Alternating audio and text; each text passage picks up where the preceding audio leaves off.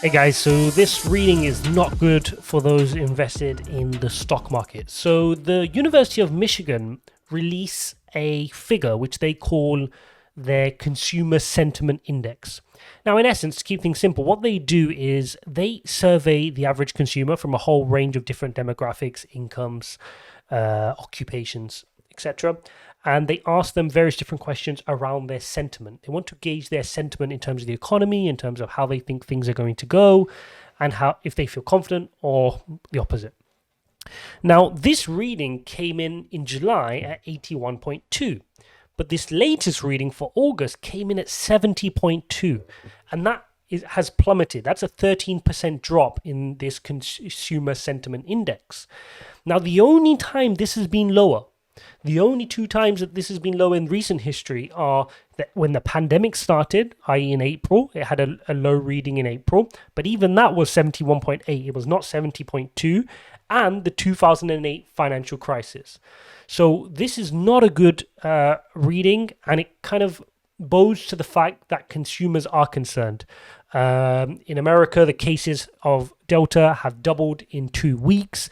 There are ongoing labor shortages, supply chain disruptions are still ongoing, and consumers are feeling concerned. There's no sign of any more stimulus. They're feeling the pain. They can see that, oh, look, we're heading into another peak, and the inflation figures are bothering them. Costs of things are going up, and this is why consumer sentiment is weighing down.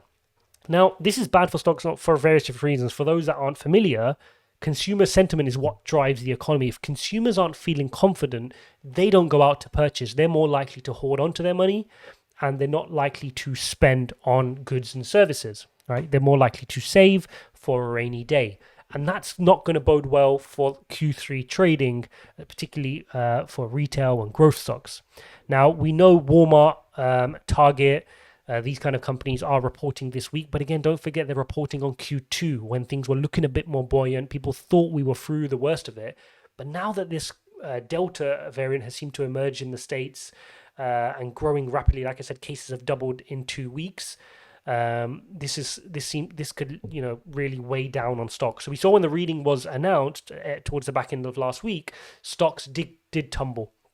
But the question we have to try to get to the bottom of is if Delta resolves itself and it kind of tops over and the cases drop down like we saw here in the UK as we started to reach some sort of level of apparent herd immunity as the vaccine rates increased, then the consumer sentiment will follow and it'll pick up rapidly. But if this continues to weigh on consumers and we don't see any resolution in the Delta variant, that this can continue to weigh on consumers over this Q3 period, and that will not be good for stocks at all. So there you have it, guys. That Richard Curtin, the chief economist for University of Michigan, he's the guy who's head of the survey. He says, over the past half century, the sentiment index has only recorded larger losses in 6 other surveys, all connected to sudden negative changes in the economy. So in other words, when this falls this bad, the last 6 times, this is dating back to the 1900s. When did this date? I think it's 50-year-old. Let me check here. So this dates all the way back. We have readings to 1952, so 70 years. The last 6 times that it fell by this much, i.e. 13% or more, it led to real negative changes in the economy. Now, obviously, we know this is unprecedented. This is not a normal recession. It's a pandemic-led recession. So if the pandemic resolves itself, or if we see numbers trending the right way in the pandemic, naturally consumer sentiment will resolve itself. And just to give you guys a bit of confidence around that, what I'm looking at here is when these numbers during the COVID period in 2020, I'm just pulling these up now, April, May, and June were the lowest numbers. So March was 89.1. Then in April, it dropped down 71.8, which is not as low as it is now, 70.2. And then it recovered. It was wobbly. It hit 80, then dropped back down to 76 in November. There was just uncertainty.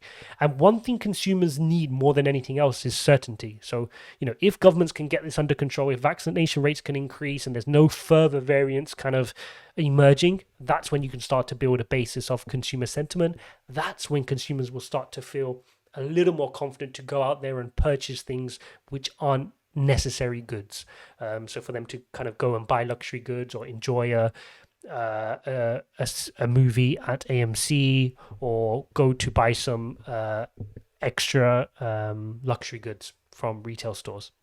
So there you have it, guys. I just wanted to bring that reading to your guys' attention. Consumer sentiment is really important for stock market and performance, and that's why it's an important gauge for us to monitor. So there you have it. We'll see you in the next one.